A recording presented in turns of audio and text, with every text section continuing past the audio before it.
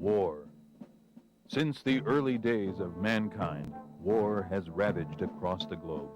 In the name of good or evil, to attack or defend, war has created empires and destroyed nations. Since the time of Alexander the Great, results on the battlefield had much to do with the great generals who led their armies to victory or followed them into exile. A great military mind was able to see an opportunity where others saw only a lost cause. A great general was able to develop a plan of attack that could outwit an opponent or respond to an offensive action with speed and agility. In the 20th century came the greatest war the world had ever known. A war between many nations that pitted modern armor, aircraft, and weaponry on a scale unimaginable by the armies of old. World War II. In this war, many were called to greatness. Leaders emerged from small country towns and large urban areas. No nation was more blessed with military leaders than the United States of America. Generals who rose from the ranks to lead their troops to battle. Men who were born to greatness, and men who had greatness thrust upon them. This is their story. The famous generals of World War II. They were legends in their own time and remain so today.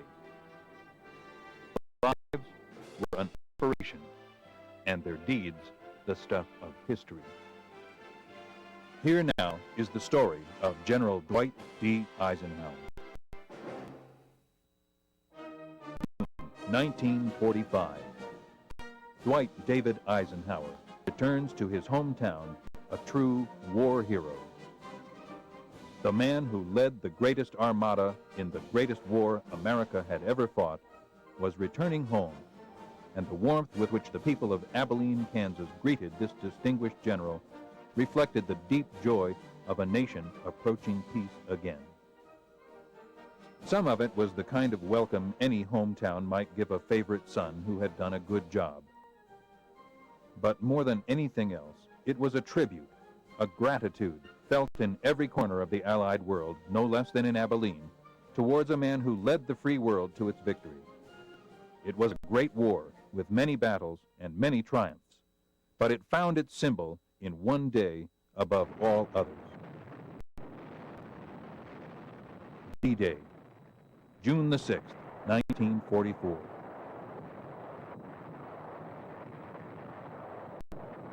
The invasion of Fort was one of the greatest military adventures of all time. But on the outcome of this bold adventure hung the fate of war and freedom.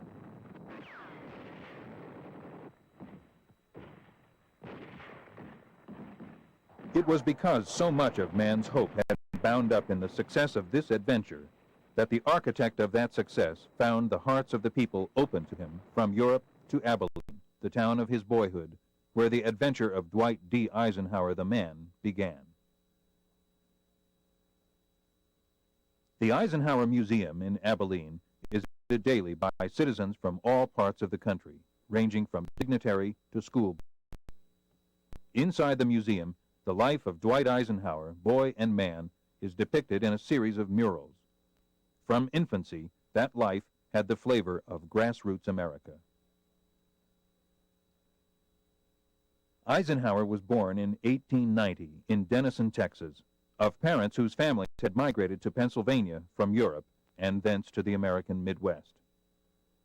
Young Eisenhower's parents had lived in Abilene before his birth, and it was Abilene, once the wild town at the end of the Chisholm Trail, now a peaceful village of the plains, to which they returned when he was an infant. And it was here that he grew to maturity through a childhood that was active, eager, and happy. An experience shared with devoted parents and spirited brothers, a childhood as rich in the important things of life as ever graced the development of any man.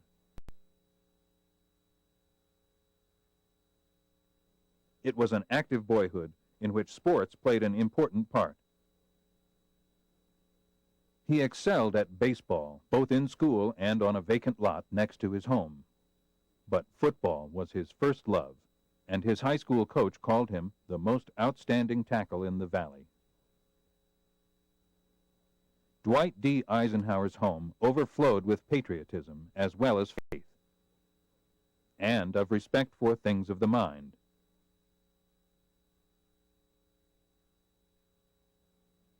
Work was also a staple of the family routine. The creamery where young Eisenhower worked during his spare time while he was in school was one of Abilene's light industries.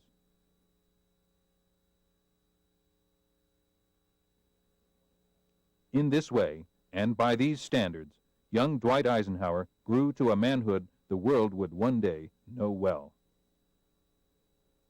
He was 20 when he left Abilene for the military academy at West Point.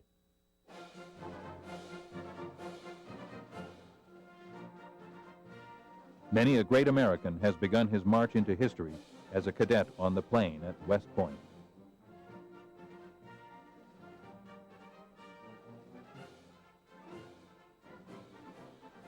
Eisenhower was graduated from the military academy in 1915 and commissioned a second lieutenant of infantry.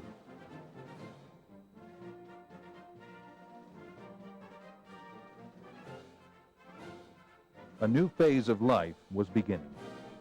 In the summer of 1916, as a newly promoted first lieutenant stationed at Fort Sam Houston, Texas, he married Mamie Geneva Dowd of Denver.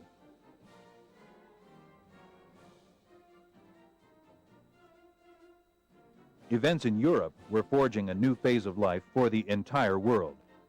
World War I gave many a future general his first experience with combat, but young Eisenhower was not among them.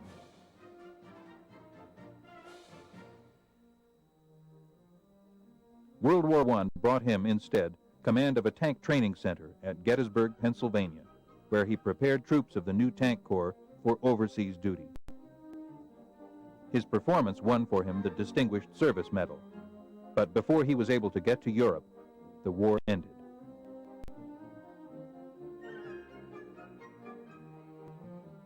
In the late 1920s, after graduation from the Command and General Staff School, Major Dwight D. Eisenhower was assigned to France to prepare a guidebook on American battlefields in Europe.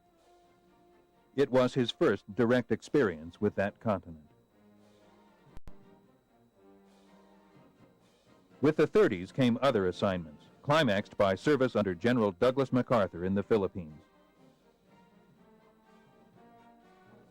For 4 years, he worked with MacArthur, who was Commander-in-Chief of the Philippine Army, to help the Commonwealth government work out a plan for its military defense. Ordered back to the States in December 1939, Lieutenant Colonel Eisenhower went to Fort Lewis, Washington as executive officer of the 15th Infantry Regiment.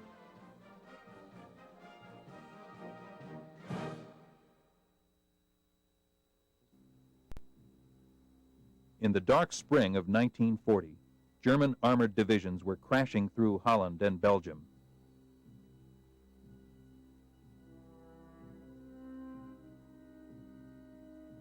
The Luftwaffe was streaking its destruction through Europe's skies. France was prostrate, and beleaguered Britain was standing alone. The United States had passed the Selective Service Act to prepare for what inevitably lay ahead. And the biggest challenge in Colonel Eisenhower's life was to aid in that preparation.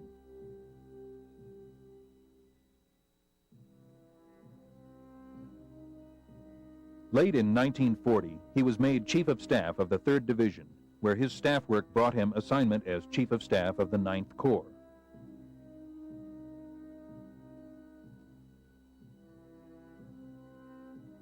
In the summer of 1941, Colonel Eisenhower became Chief of Staff to General Walter Kruger, whose newly organized Third Army was preparing to participate in the most realistic war maneuvers yet held by American troops.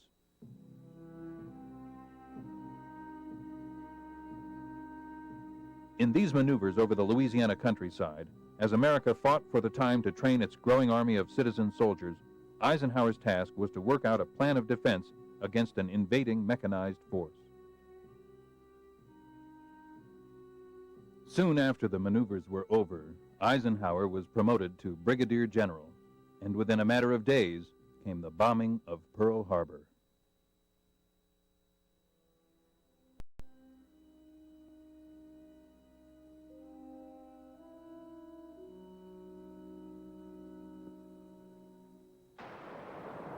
Almost this moment on, the fate of the nation and the fate of General Dwight D. Eisenhower would be bound together. Called to Washington in the first weeks after the war began, Eisenhower went to work in the War Plans Office of the War Department. Among the plans formulated during this time was the strategic decision to make an eventual attack across the English Channel, the principal Allied offensive effort. Because an all-out Channel invasion would be impossible before 1944, and because the need for offensive action was immediate in 1942, the Allies undertook, as a combined operation under the command of General Dwight D. Eisenhower, the invasion of North Africa. The minimum objective of this maneuver was to seize the main ports between Casablanca and Algiers.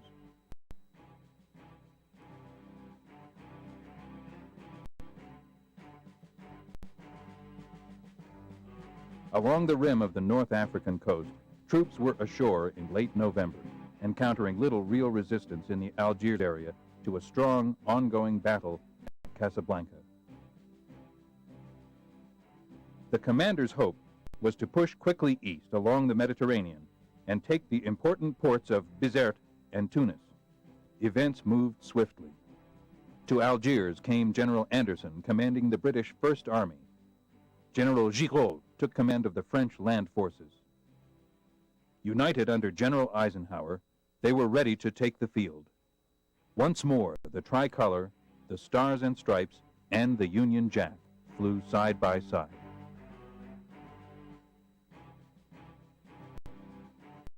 But the enemy had lost no time. Across the Mediterranean by sea and by air, he was pouring men and equipment into Tunis. Despite this, the Allies were determined to start the campaign at once, hoping to reach the distant cities before the enemy's grasp had become too strong.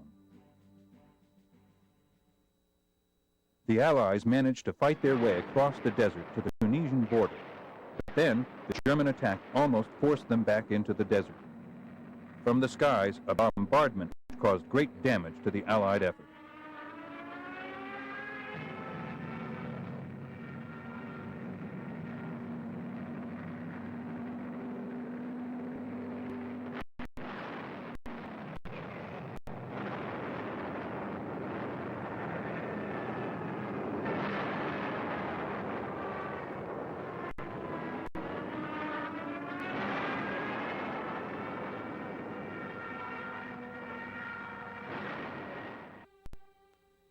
Soon, supplies became scarce.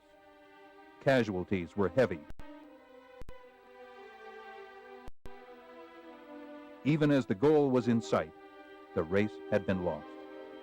This first thrust had failed. In the spring, battle lines were drawn.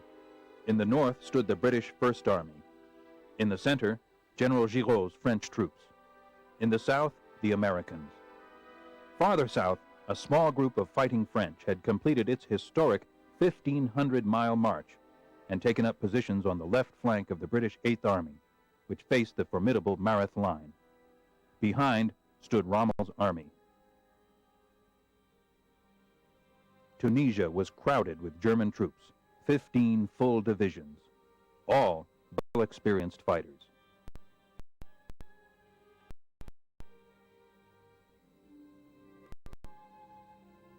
Were battle-wise veterans of Poland, France, the Baltics. Together with 7 Italian divisions, they were armed with the most modern types of equipment, including the newest fighters and bombers of the German Luftwaffe. German orders were, hold Tunisia at all costs. Keep control of the Mediterranean. Of the various strategies to be employed against the Germans, General Eisenhower chose one which he hoped would shape the entire military situation in terms of a cylinder. The western wall was Allied land forces along the great dorsal mountain range.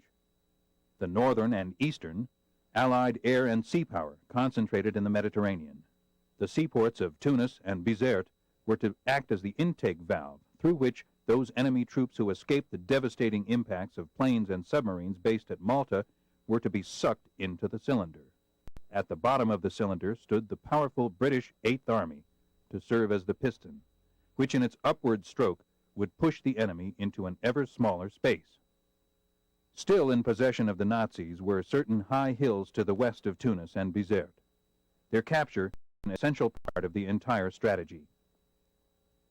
Because the hills were the spark plug, which, when the piston had forced the enemy into a state of high compression, would explode in a combustible mass.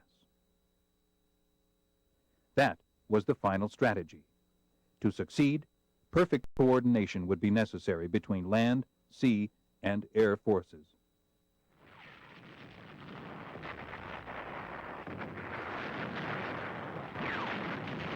The blow was now struck by 50,000 men on the ground and by bombers, fighters, and tank busters from the air.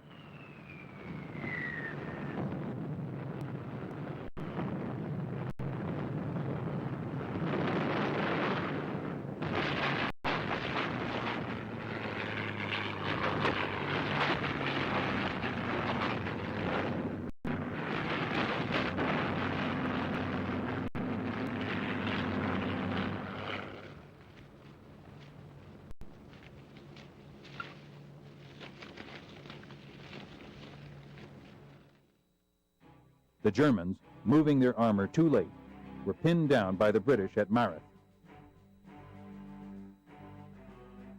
The New Zealanders drove through.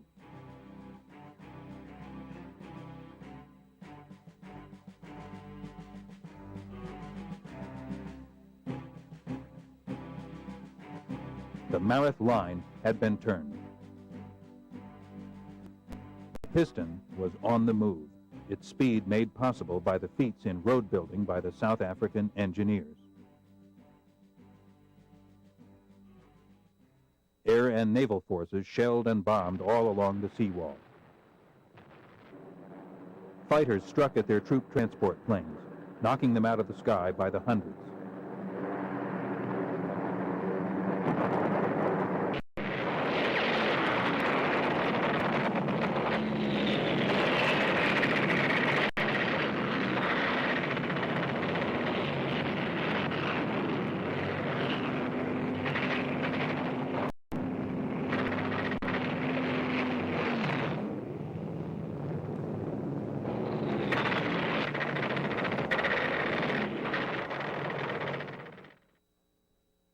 And on land, the British First Army was a constant threat in the north, while in the center, the French had attacked at Pichon. And farther south, the Americans had broken through to El Batar and Mamassi, thus enforcing constant pressure all along the land wall of the cylinder.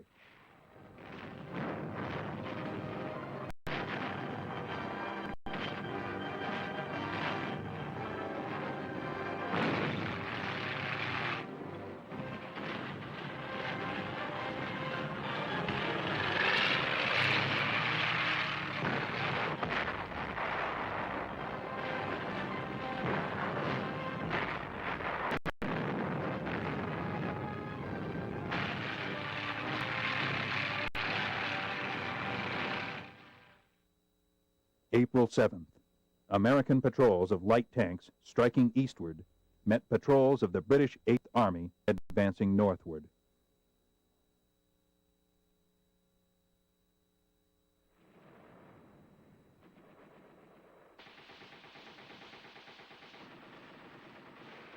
For 12 days, the hills west of Tunis echoed with fire.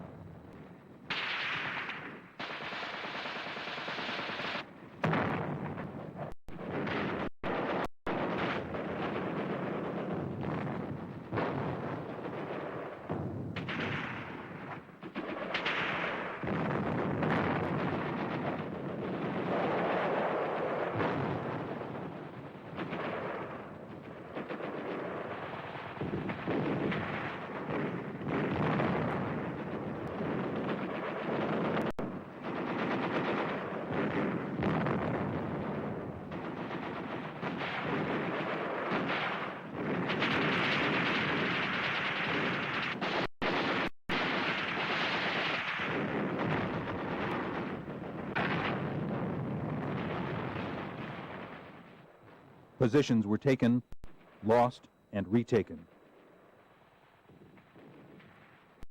When the German lines broke at last, their dead lay in hundreds, unburied on the battlefield. As Allied infantry went forward, engineers built roads across the mountaintops for vital supplies to reach them. In 14 days, 11 miles were built.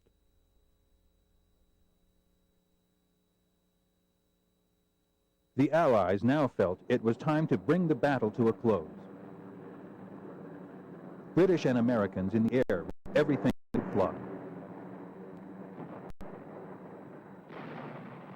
British and Americans on the ground with everything that could shoot.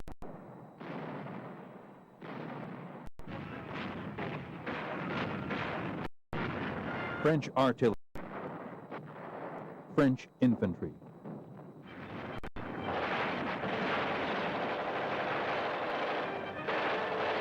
The British Navy.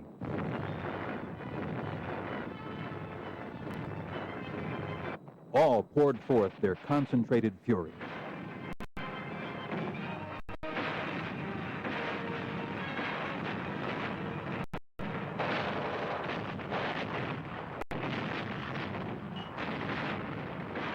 This was Blitz warfare, such as the inventors of the Blitz had never dreamed of. The Nazi challenge to the free world to fight or surrender was being answered.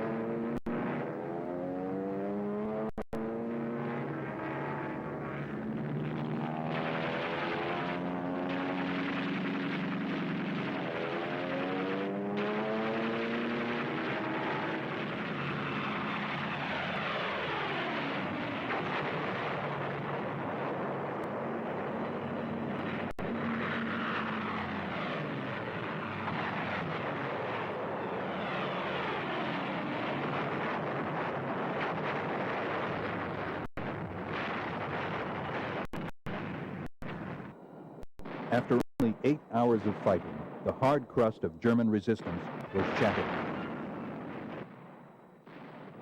Allied armor crashed through.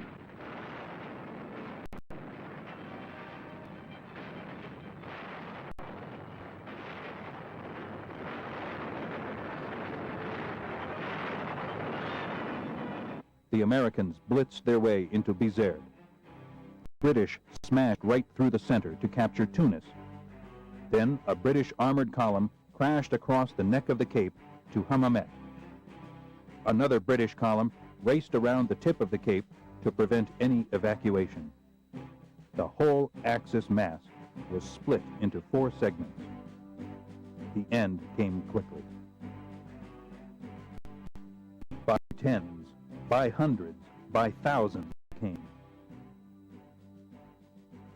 On foot, in trucks and behind their bands, the greatest surrender of fully equipped troops in modern history.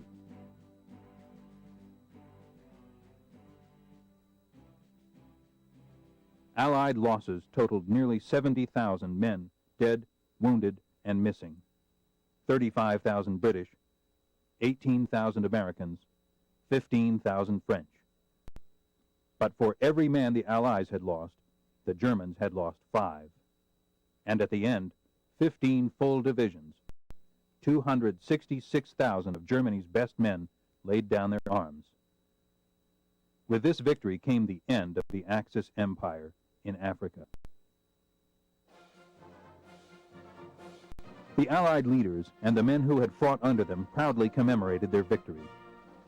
One of the greatest products of this victory, in the words of the commander himself, was the progress achieved in the welding of Allied unity, in the establishment of a combat team that was already showing the effects of a growing confidence and trust among all its members.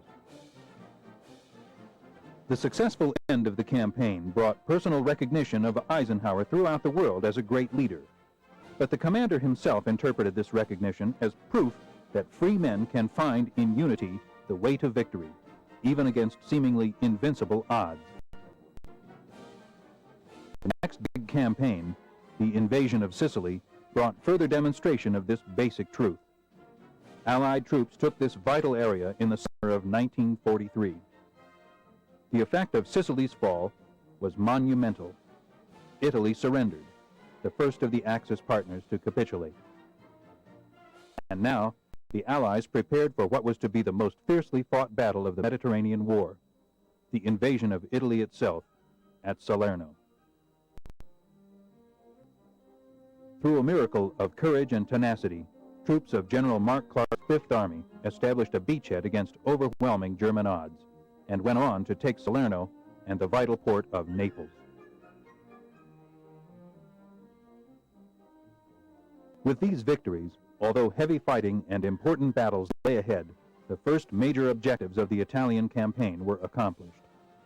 Allied forces were on European soil and would be able to pin down German troops far from the scene of the cross-channel invasion planned for the following year. President Roosevelt visited the combat area with General Eisenhower when he came over for the Cairo and Tehran conferences, where agreement was once again established that the principal Allied effort would be the invasion of Europe. Shortly afterward, the man who would command this awesome undertaking was named General Dwight D. Eisenhower, whom people throughout the free world would now call the man of the hour. The Supreme Commander's orders from the combined Chiefs of Staff were quite simple: to land on the coast of France, and thereafter to destroy the German ground forces. But it would take a great deal of effort to execute these orders. Across the Channel, the heavy fortifications lining the coast of France bespoke the Nazis' belief that they could push the invading armies back into the sea. In France alone, 58 German divisions were waiting. Preparing for the invasion was a job that required great effort. Incessant and realistic training was of paramount importance. The challenges of morale, the myriad details of coordination on every level, all these were overwhelming. But through those tense months in the early part of 1944, the preparations continued. Intelligence was needed, so agents were parachuted into France or put ashore by submarine or small boat. Every square mile of the Normandy coast was photographed. Arms and ammunition were dropped to the French underground. The weather was studied. Equipment was stockpiled for delivery to the beachhead. Ships of all sorts, new and old, were prepared. I assumed command at Schaeff with the best all-round team for which a man could ask. Some had already been working for months in England. Others I brought with me from the Mediterranean. We adopted first a master plan, and then had to coordinate every last detail of the ground, sea, and air plans.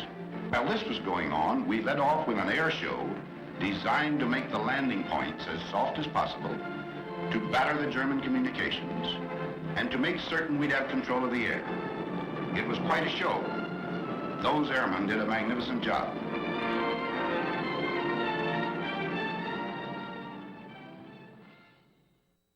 Polish, Czech, French, British, and American flyers bombed and strafed German marshalling yards. Supply and troop trains were targeted. Almost all the bridges over the Seine River were destroyed between Paris and the sea. In the late spring of 1944, the invasion plans came alive with the movement of troops and materiel through the southern towns of Great Britain to the ports on the Channel. Across the Channel, aware of the impending invasion attempt, the Germans stood by their guns. Reinforcements arrived from the Reich. The German generals were prepared, their armored might at the ready. They looked across the Channel at Britain and declared death to any invasion attempt.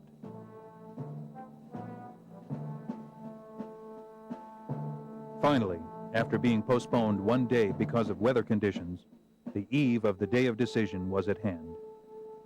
The commander visited the airborne troops who would lead the invasion. "I found the men in fine fettle," he wrote later, joshingly admonishing me that I had no cause for worry.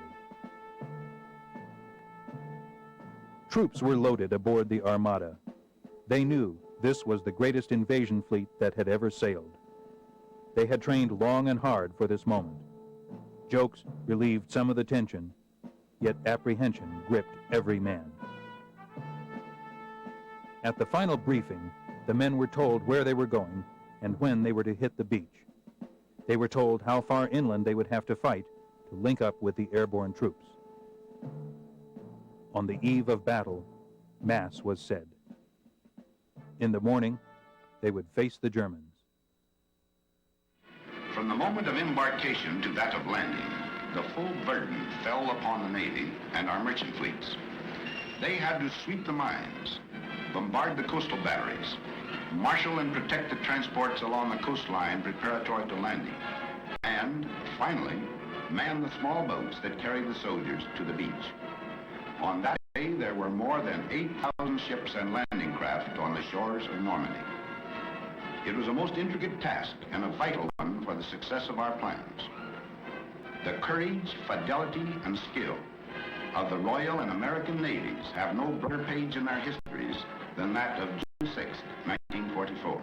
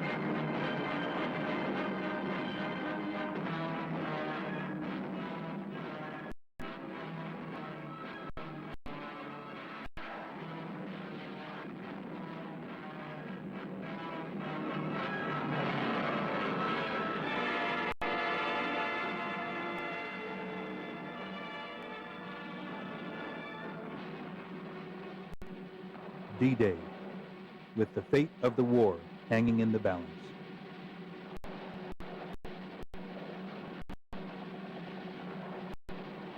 Half a million troops, backed by millions more, faced outward across the stormy sea.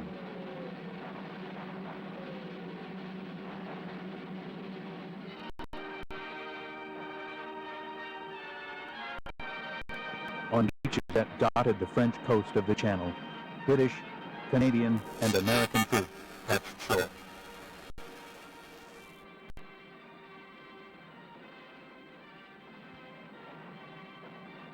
The first fateful moment passed, and Allied troops were holding on French soil. In London, all was quiet. Only a few people knew. The secret had been tightly kept. Around daybreak, correspondents were called and told to be at the Ministry of Information at 8 a.m. And then the whole world knew that the Allies had a foothold on the European continent.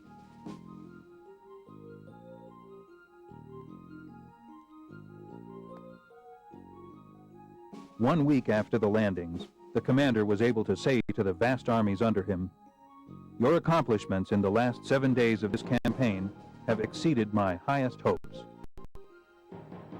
Less than 2 months after the invasion, the Allied force broke out of the beachhead perimeter in the headway country around Saint-Lô. Completion of the breakout was the next step, and then began the dramatic pursuit, spearheaded by General George S. Patton's armored force across the heart of France. And then the grand, triumphant march through Paris, which was freed by French troops and soldiers of the U.S. Fifth Corps. Beyond Paris lay the liberation of Belgium and the yard-by-yard struggle across the German border. Blocking the steady pursuit of victory lay the Nazi counteroffensive in the Ardennes sector, known as the Battle of the Bulge. Through a grim and bleak period of several weeks, the enemy, supported by the most devastating of weather conditions, isolated and assaulted Allied forces. General Eisenhower called upon all troops to rise to new heights of courage and effort. The brave men of the beleaguered forces held and steadily began pressing the enemy back.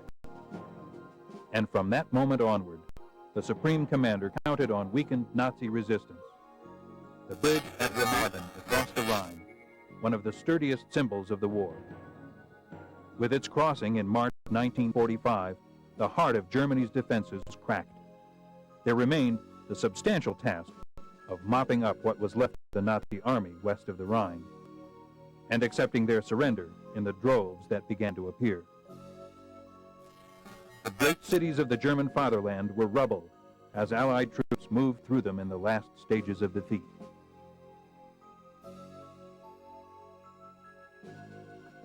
Both commander and GI were able to find the exultation that comes when victory is close. Victory came finally with the German surrender in a schoolhouse at Reims on May the 7th, 1945. The return to peace was signaled by the Supreme Commander. I have the proud privilege of speaking for a victorious army of almost 5 million fighting men. They and the women who have so ably assisted them constitute the Allied expeditionary forces that have liberated Western Europe. They have captured or destroyed enemy armies totaling more than their own strength. Merely to name my principal subordinates in the Canadian, French, American, and British forces is to present a picture of the utmost in efficiency, skill, loyalty, and devotion to duty. The United Nations will gratefully remember Tedder, Montgomery, Spaatz, Bradley, Villac, Creer, and many others. But all these agree with me in the selection of the truly heroic figure of this war. He is G.I. Joe and his counterpart in the air, the Navy, and the merchant marine of every one of the United Nations. He has braved the dangers of U-boat infested seas. He has surmounted charges into desperately defended beaches.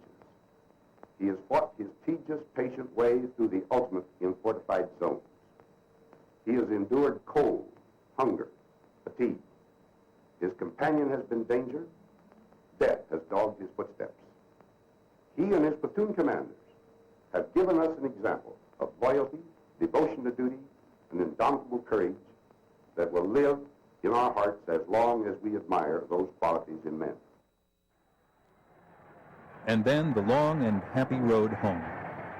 For Dwight Eisenhower, that road was paved with the cheers of the people of the Allied countries.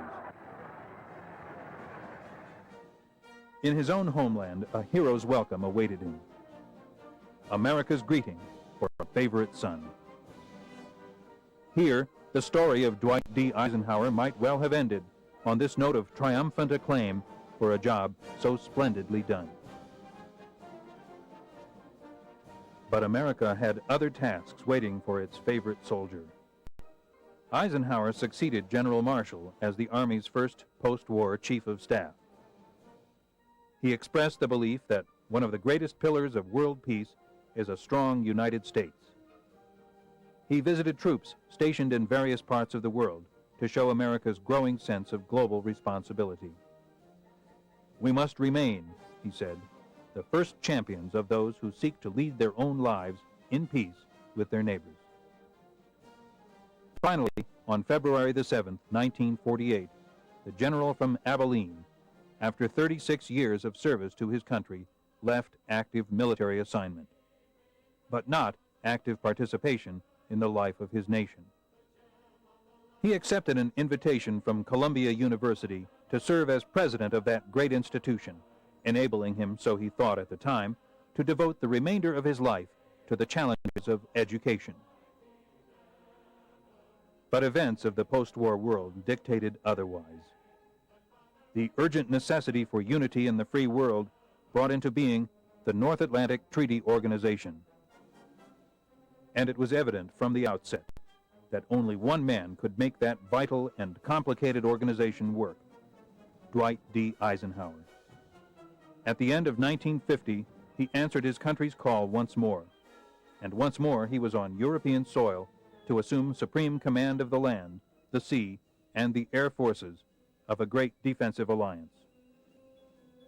Against a new threat rising from the Soviets, who had once been his nation's ally, he had to create in the war-weary European soul the will to defend itself, so that freedom so dearly bought would not be lost. For more than a year, he labored diligently at his task of coalition. When he turned over the reins of command to General Matthew Ridgway, the structure of military unity among free nations, on which rested the hope for continued peace, was established. Once again, with the accomplishment of substantial victory behind him, this might well have been the end of his public career, and in a sense it was. The closing chapter in the story of Eisenhower the soldier.